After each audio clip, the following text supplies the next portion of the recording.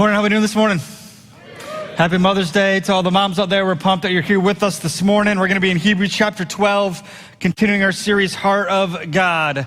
How many Jimmy John's fans do we have in the room this morning? You love Jimmy John's, all right? There's quite a few of you. In full transparency, I just believe Jimmy John's is okay. So now you know. Right, now you know, and knowing's half the battle, G.I. Joe, right?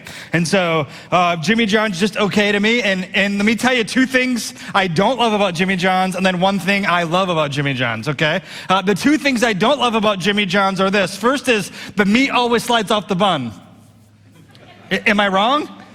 Right? The second thing is the sub's cold. I prefer a toasted, warm sub. Now, let me tell you the thing I love about Jimmy John's. You need to get a pen out and write this down. Okay, this is important, all right? The two words are this: kickin' ranch. All right, kickin' ranch. They serve a ranch you can get, and it's a game changer. You can dip your whole sandwich in that, your chips, dump it in your drink, whatever you need to do, and it's incredible. And so kickin' ranch is an important thing to remember when you go there. You need to ask about kickin' ranch. Now, why am I talking about Jimmy John's? Well, this week, my wife and I had Jimmy John's for dinner, and I never really choose it, but we don't have a lot in Hudsonville, right? Like, it's kind of disappointing sometimes where we live, and we don't want to drive to Grandville all the time to get food. And so I went to Jimmy John's. We're sitting down eating our sandwich, and 2 bites into my sandwich, I realized I forgot the kickin' ranch. I forgot it. And so I'm just left with the two things I don't love the most about Jimmy John's, and I'm missing out on the one thing that I love about Jimmy John's. And so I had to endure eating my sandwich. So how do you endure eating a Jimmy John's without kickin' ranch? Here's what you do. You take your sub and you turn it sideways, and you just plow it that way, and guess what doesn't happen? The meat doesn't slide off the bun. Now you know, right? I'm helping you. I think we can wrap this up and pray and call it a day, all right? Why am I talking about this story? Enduring. Listen, the question that we want to pursue this morning is this: how do we endure with joy when life is difficult? How do we endure with joy when life is difficult? Because isn't it true, there are seasons in our life that are very heavy. There are seasons in our life that often feel suffocating, and oftentimes when these seasons arrive, it often causes us to question God. Like, what kind of good God would allow the pain that I'm experiencing to be my reality? There are seasons in our life that we're called to endure. There are seasons that are hard. There are seasons that are a struggle. There are seasons we can't endure. Seasons we just say we won't endure. Like, we're done, God. We're drawing a line right here in this moment. You see, when life gets hard, I often have questions for God. I'd love to know, when I'm in a season of difficulty, what is God feeling in that moment? I'd love to know what is God doing, and how is God working? Like, those are questions I have that I would love to have answered when things are hard. Isn't it interesting? If you're like me, we often allow the difficult circumstances we face to determine who God actually is. Meaning, God is determined by what I'm facing. If it's good, then God's good. If life is hard, then God must not actually be for me. And I think one of the reasons we struggle with the heart of God is because when life is difficult for us, the one thing that we're missing is one thing that we want, and that is this: it's happiness. It's happiness. Hey friends, nowhere in the scriptures does God promise your happiness. In fact, I would say it this way: make no mistake that God cares less about your happiness, and he cares most about your holiness. And he's using everything in your life to bring about not things that will result in your happiness, but things that will result in your holiness. That means you're ultimately becoming more like him. And so today we're going to continue in our series, The Heart of God, and we want you to see again how God actually feels about you. And we're jumping into the book of Hebrews, which, to be honest with you, is an amazing book. And honestly, it should be read as a single sermon, all 13 chapters. But it's in the book of Hebrews that the author covers a variety of topics, and he's writing to the church. He's writing to believers to help them understand that Jesus is actually better. He's greater than everything you'll experience in this life. Because the struggle was real for these believers that were receiving this sermon, receiving this letter, because many of them were choosing to walk away from Jesus. Listen, have you ever felt like being done with this whole Christian thing? I mean, we see people statistically walking away from the church all over our country. Walking away, or we're deconstructing our faith. It's like a new popular statement. Do you ever felt like just being done with this whole thing? Listen, in the context of the book of Hebrews, people are absolutely falling away. They're leaving the Lord. They're walking away from him. And the context is the city of Rome. And in Rome during the day, Judaism was accepted, but Christianity was not accepted. And maybe you might know this famous ruler. His name was Nero. And he was he was on the throne in Rome. And what happened in Rome during this time of this letter is that there was a big fire. And the fire caused a huge mess in the city of Rome. And Nero, with all his authority and power, decided that he's not going to blame the Jews, he's going to blame the Christians. And so as a result of that, persecution picked up in significant ways for the believer. In fact, it's during this time that this letter was written, around Hebrews, around Rome, in the AD late 60s, is also when Paul and Peter were martyred for their faith in Rome, simply because of Nero.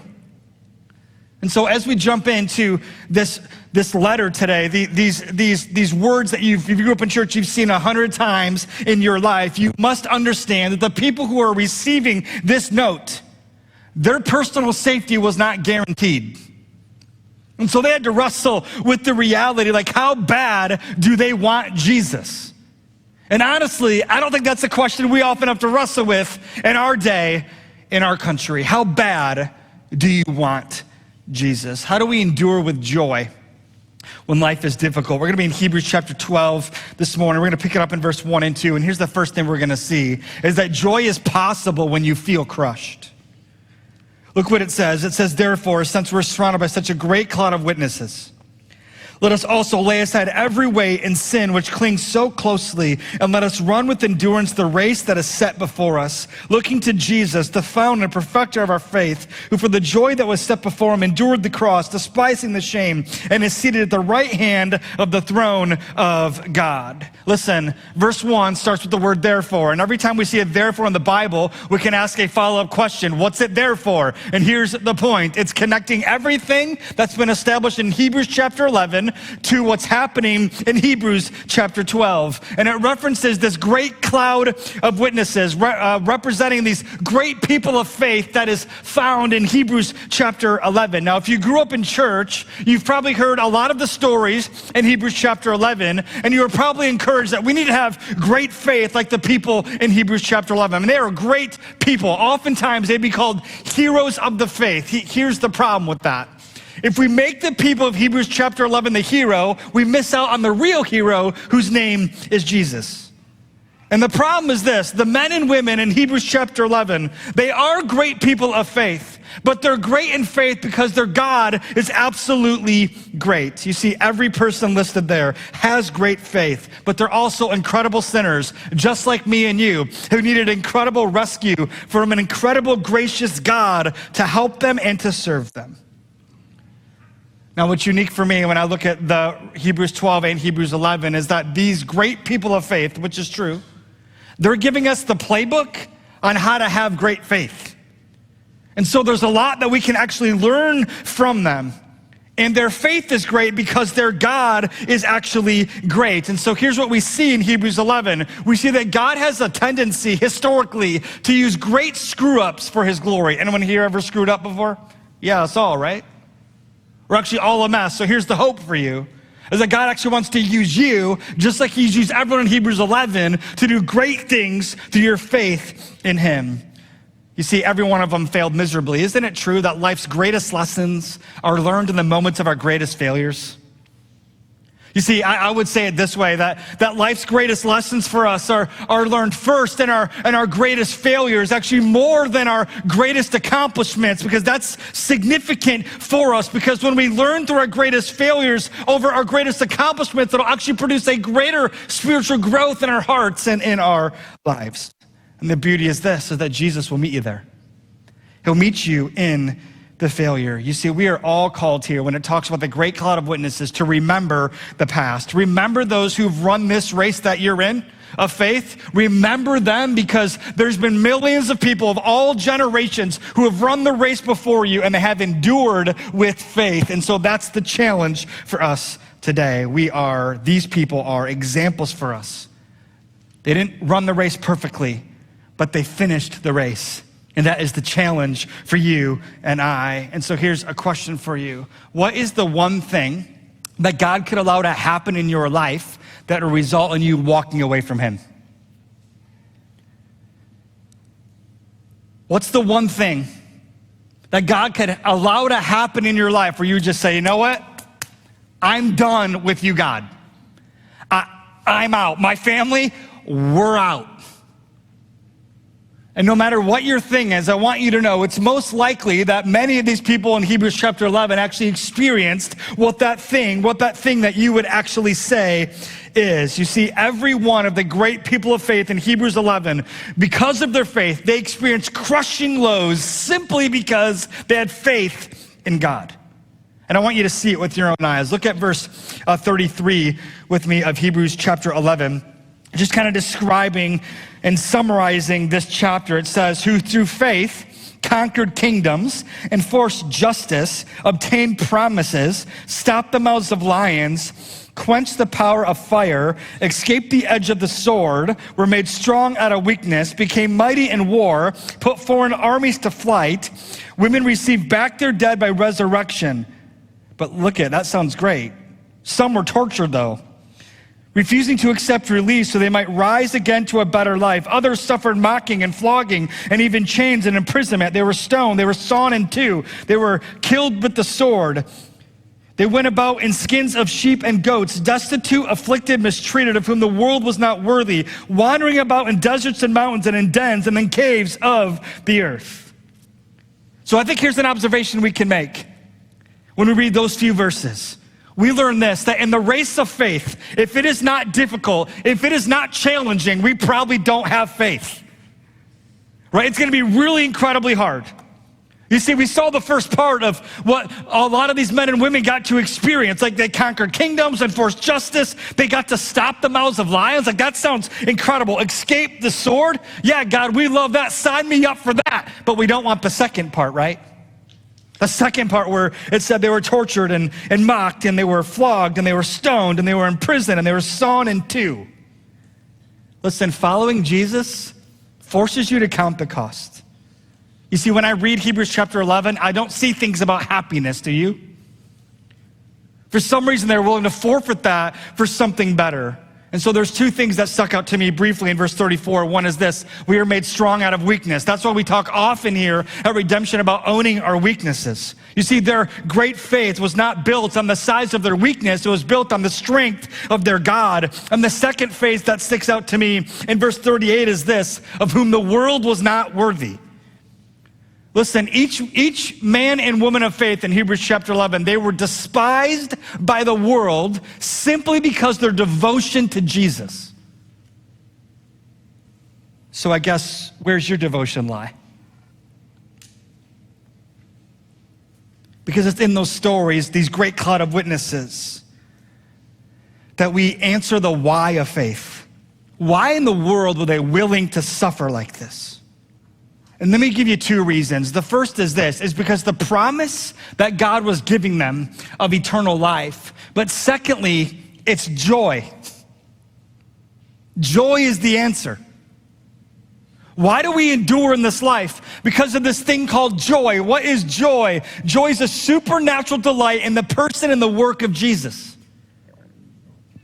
It's a supernatural delight in the person and the work of Jesus. And yes, the first word that sticks out to me is the word supernatural.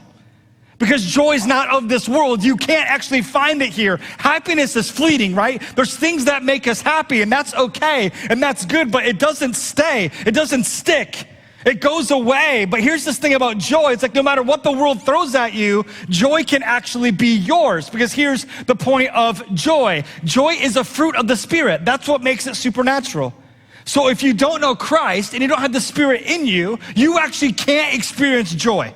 It's actually impossible for you. It's a gift that Jesus is offering you today. But here's what's amazing. If you have the Spirit in you, he gives you his fruit. He gives you his joy, which is supernatural, which also means that no matter what's happening in the world, it can never take it from you. So we can talk about Nero with all his authority and all his power. Most powerful man in the world of the day. Do whatever he wants to whomever he wants, no accountability, he's got it. And so what did he do? He brought upon the great persecution upon Christians. But here was the point. He thought he was winning, but they're saying this, right? You can't take anything from us. There's nothing that you can do to us that's gonna take what matters most to us. And the truth is, for these people, they realized they were longing for a better life with a better king and a better kingdom. Are you? What do I mean by that? Briefly, I want you to see Hebrews chapter 10, verse 34. It says this, "For you had compassion on those in prison, and you joyfully accepted the plundering of your property, since you knew that yourselves had a better possession, an abiding one. Therefore, do not throw away your confidence, which has great reward. For you have need of endurance, so that when you have done the will of God, you receive what has been promised." Did you notice this? They joyfully accepted the plundering of their property. Yeah, okay, you want to take all our stuff and burn our house down? Okay. You can't take what matters most to me. Like that was the mindset of these great people of faith. Amazing. Why? Because they had a better possession. You see, the encouragement for us is to look back at these great cloud of witnesses while we look forward to God's eternal promise. And so we get back to verse 1, and I want you to recognize what choices did these men and women make in faith. Look what it says in verse 1. "Therefore, since we're surrounded by such a great cloud of witnesses, let us lay aside every weight and sin which clings so closely, and let us run with endurance the race that is set before us." What choices did they make in faith? And what are you called to make in faith? Did you notice that we're also invited into the story? What was the key phrase in verse 1? The key phrase is this, "Let us also." Let us also. Meaning we're called to do in the present what the men and women of faith did in the past. Are you catching that? Our actions are vital, are important. And what are we called to do? To lay aside every weight and sin which clings so closely. Let us run, it says, this race with endurance that has been set before us. Here's the point. Just like the people of Hebrews 11, you and I are called to make an action step of faith, and that action step of faith looks like this: throwing off everything and anything that's going to hinder or distract us from our pursuit of Jesus. Throwing off anything that's getting in the way of what actually matters most in our life. This is what it looks like for you to pursue God. It's right here. It's clear as day. Throw off the weight that is in the way. Here's the question. What is slowing you down in your walk and your faith with Jesus today? Can I be honest with you? Sometimes it's sin things, right? But there's many times in our life when the things that we need to lay aside are not actually sinful things. They're actually good things within themselves, but we're using them in such a way that they're distracting us from the one that actually matters most. So let me ask you a few different questions. What helps you run the race well?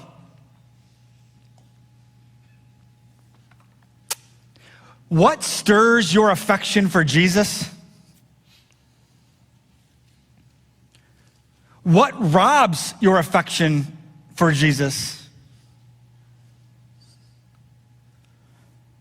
Where in this life do you love sin more than the Savior?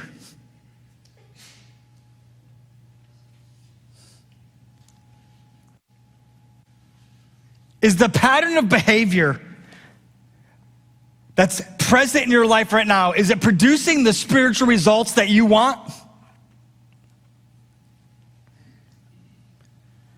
Listen, when our enthusiasm for Jesus starts to dwindle, our faith in him will start to suffer. And here's the point. Every one of us is in this spiritual race if you know Jesus. And by the way, this race is not a sprint. It's a marathon. We're playing the long game here, right? We're just going along, trying to be in this race with the Lord and do what we're actually called to do. But I want you to notice God's heart is all over these verses, even though we haven't seen the word heart here.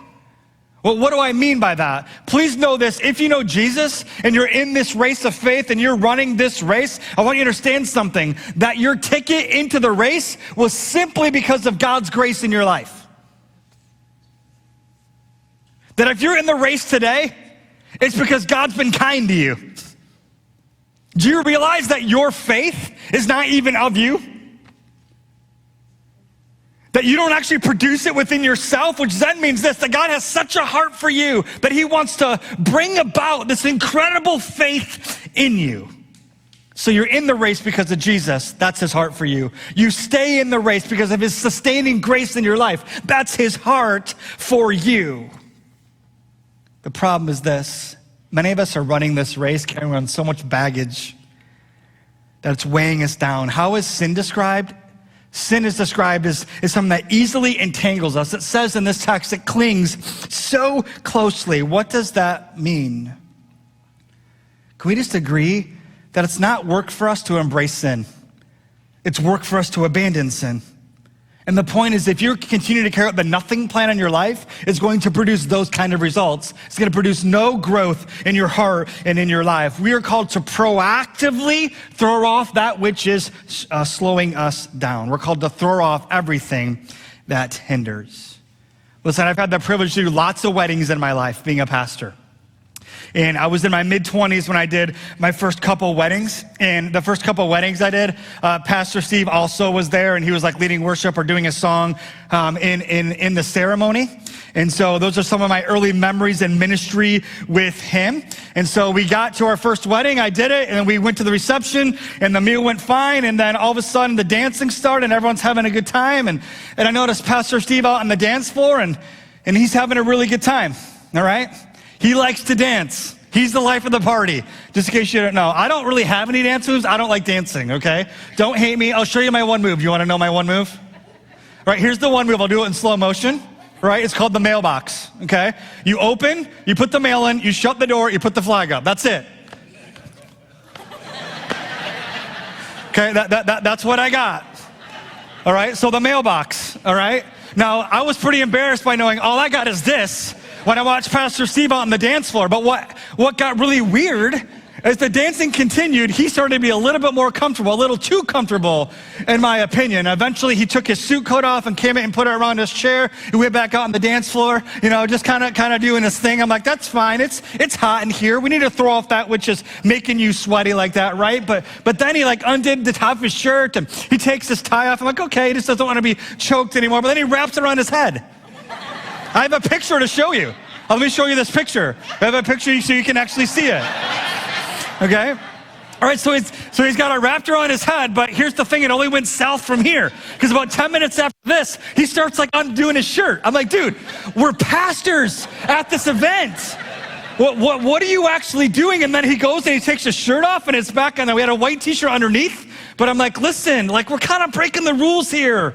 We're not supposed to have it be done in this way. So I think 2 years later, we had, by the way, that wedding I did first was also my second wedding for another adult in their life. And so I'm like, hey, buddy, we get another chance at this. And so we get to the second wedding, we had a pregame talk about, hey, let's have fun on the dance floor. I'll do my mailbox, whatever. You do your thing, but can we just keep our clothes on? Can we be respectable as pastors, as clergy at this event? And we both agreed, and they'll get through the wedding, we get through the meal, and the music starts, and there he is on the dance floor. I'm like, he's having a good time. People are gathered around him because that's the kind of guy that he actually is. I'm like, he's doing good. He's composed. And then about 20 minutes, I go, uh-oh. And I look, and the coat's coming off. I'm like, all right, I'm good at that. It's hot. But eventually this starts coming undone, and the ties are on the head. I'm like, oh, what are we doing? And then eventually the shirt's off again. I'm like, dude, we had a talk about this. We're going to do this right this time. What was he doing? He was throwing off anything that would hinder him from dominating the dance floor. That's what he was doing. The question is this: what do you need to throw off? What do you need to throw off? And I want you to notice the community aspect of this text, because once again, it reveals God's heart for us. And what I mean by that is this: Are you recognizing that the sin that you need to throw off, the sin that clings so closely, is not just a you thing, it's an us thing? What's the phrase again? Shows up twice. Let us. Let us. It's a corporate invitation. We're called to do this together, that the walk with Jesus, this race with Jesus, is not just a you thing, it's very much a we thing. And that phrase is used multiple times. But here's what's happened in West Michigan, is we've allowed the culture of the day to compel our hearts and our walk in the faith, instead of allowing God's heart to compel our hearts. You see, God's grace, God's heart is seen in this, that he allows you to be in the race. And God's heart is also seen in this way, that God actually, right, has invited other people to join you in the race with him. You see, I wonder if one truth your heart needs to hear this morning is this, to embrace the reality that you were never called to live the Christian life alone. You see, there's something about us, there's something about the we, when we actually do it together. It actually produces a different kind of result. It actually empowers endurance in our life. And here's what he's saying. You cannot run well in isolation. Are you hearing that? You cannot run well in isolation. And so God's heart for you is that you join others in the race. This is what I'm throwing off. What are you throwing off? What good thing do I need to get rid of? What sinful thing do I need to get rid of? Okay, let's do this together because we're all going towards the same way. We all want the same prize, and that is Jesus. He has a heart for you. It's all there, belonging to something bigger than yourself. And I can't help what happened, the life change that we've missed out on because of our unwillingness to do it God's way. I wonder if we've missed out on God's blessing because we're afraid to do things God's way. You see, I think God's heart for us reveals that he wants us to have his heart for others. Does that describe you? Will you do things God's way or not? Even when life is hard, even when you're being crushed, throw aside that which is hindering you in the race. The question then again is what? How do we endure with joy when life is difficult? And here's the second thing we'll see, that joy is possible because Jesus was crushed. Look at verse 2 with me. It says, looking to Jesus, the founder and perfecter of our faith, who for the joy that was set before him endured the cross, despising the shame, and seated at the right hand of the throne of God. Listen, we're going to see God's heart again for you. God's heart for you is going to be clear. How he empowers you to actually run well. How he empowers you to throw away the extra weight, the things that are actually in the way. And what is the answer? Verse 2, looking to Jesus. Looking to Jesus. Notice the text doesn't say to run the race well under your own strength. Notice the text doesn't say to fix your own mess before you come to him. Notice the text doesn't say put forth some kind of ridiculous performance and then what we'll do is Jesus will accept you and we'll be on, we'll be good to go. That's not what it actually says. It says look to Jesus, because when you're looking at him, you're running this race with victory guaranteed. It's promised. Here's the thing, when I'm looking at Jesus, what am I not looking at? Do you realize that you cannot look at sin and Jesus at the same time? You can't do it. You can't do it. And I think oftentimes, I gotta be honest, we allow the greatness of our sin to distract us from the greatness of our Savior. And so what would happen if there was this shift in your life that you got the focus off yourself and actually got the focus on him, where you encounter holiness and he gives perspective to everything in your life. We run looking at him. You see, I think for many of us in the room, we're running our race looking in a rearview mirror.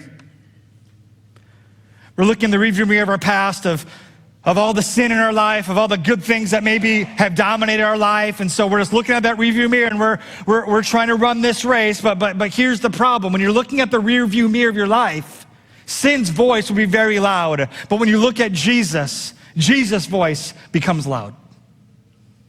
Who you are in him is loud. What he's done in your life is loud. There's something about us getting our focus off our sin and getting our focus on him. There's something about us getting our focus on the one who's most beautiful, that helps us leave behind that which is most ugly. Steph and I one time were watching, when we first got married, we house sat someone's dog, and they had a boxer dog named Trace. And they kind of gave us one rule with Trace. So like, hey, Trace is a runner. So if you leave the front door open, he's gone. And he may never come back. He may come back, but he'll go in the woods, acres and acres of woods back there, and you'll just have to go kind of search for him. Like, we won't open that door. I opened the door. And I realized I was carrying groceries into the house, and I left the door open. I set the groceries on the table. I turn around, I see the doors open. Trace sees the door. Trace and I are making some eye contact, right? And what happened? He bolted. And I couldn't get the door shut fast enough, and he's gone. You see, what he's saying is this: I'm running. I'm leaving everything behind. I'm leaving this home, this prison I'm living in behind, and I am out of here. And I had to go chase and look after him for 5 hours, all right, around the neighborhood and in the woods to find this dog that's not mine. Should have just bought him a new one, you know? Listen, there's something about being focused on the right thing that empowers your run. Jesus is that person. And so why is it that we look to Jesus? Here's one reason: because Jesus fought sin.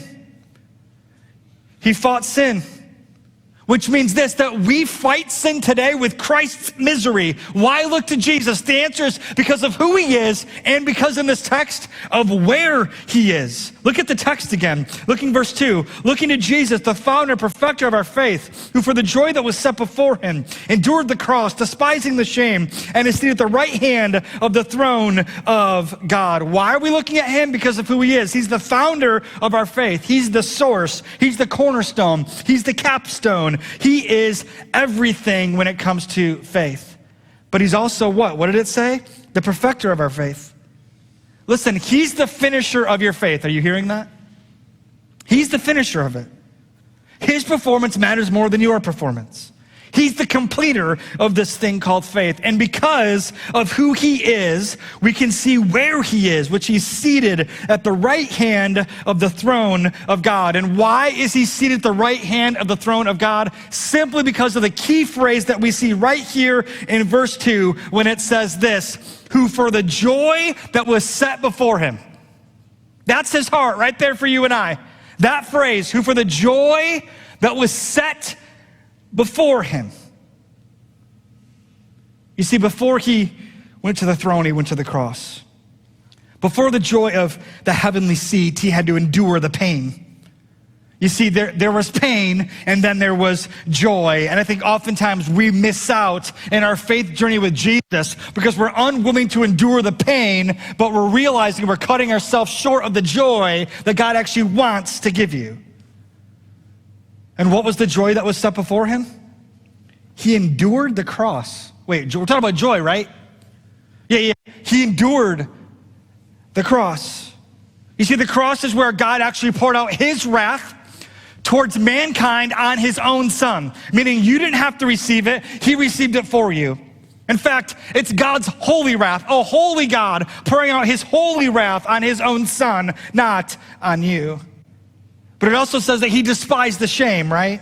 He died the most shameful death. So think about what this means. This is the King of Kings being stripped of all his glory, of all his honor, of his throne and his crown. Why? In order that you and I might actually know him. Do you want to know how God feels about you? All you have to do is look at the cross. That's the place you'll find it. You want to know what God's heart is for you? Actually, just look at the cross, because Jesus ran his race with the goal in mind of fighting for your joy. So here was his goal. His goal is first and foremost to please the Father. But secondly, Jesus' heart is seen in this, that he wants sinners to know him. He wants sinners to experience forgiveness. He wants sinners to experience his grace. That's the gift that he's offering every single one of us. Meaning this, that Jesus' greatest joy is found in a relationship with you. His heart is to know you. And because of all that he's done, he's seated where? He's seated at the right hand of the Lord. The Hebrews would describe him as the great high priest. He is the mediator to the Father for you and for me. And so when you mess up and you blow it, Jesus is right there, sitting next to the Father saying, no, but this man, this one, they are mine. Yeah, I love them deeply. I love them deeply, they're mine. You see what Jesus is doing is he's bridging the gap between sinfulness and holiness. He's actually bringing heaven down to earth. He's reconnecting these things. He's got a heart for you, which means this: he lives for you to bring your sin to him. He lives for it. He gets great energy out of us coming to him and saying, we blew it again. I'm struggling. I can't get this right. Come to me. Come to me. He loves to hear it. This is what he loves to do, which then means this: coming to him is his greatest heart's desire. He's your mediator because of all that he's done, because of the joy that was set before him. He simply wants you. And so our gospel takeaway this morning is this, is that God's heart was to fight for your joy so he would be your greatest delight. How does God feel about you? Here's the point. You are his forever joy. The question is he your forever joy? Because if that's how you'd answer that, that means how you live this life is going to be very different from the rest of the world. He finds joy in knowing you. Do you find joy in knowing him? I love these key phrases. When you look at the text briefly one more time, at the end of verse 1, it says, let us run with endurance the race that is set before us. But then it says, who for the joy that was set before him, he endured the cross. You see, we can run the race that we get to run simply because Jesus embraced the joy that was set before him. The heart of God is to give you joy. It's to give you a supernatural delight in him, a supernatural focus and delight in him. And here's the point. God offers joy in the pain. And I would say it this way: if there's never no pain in your life, there'll probably never be any joy. And I want you to notice verse 3 as we end. It says, consider him who endured from sinners such hostility against himself, so that you may not grow weary or faint-hearted. Consider who? Consider Jesus. He's trustworthy. Consider Jesus. He's the author and the perfecter of your faith.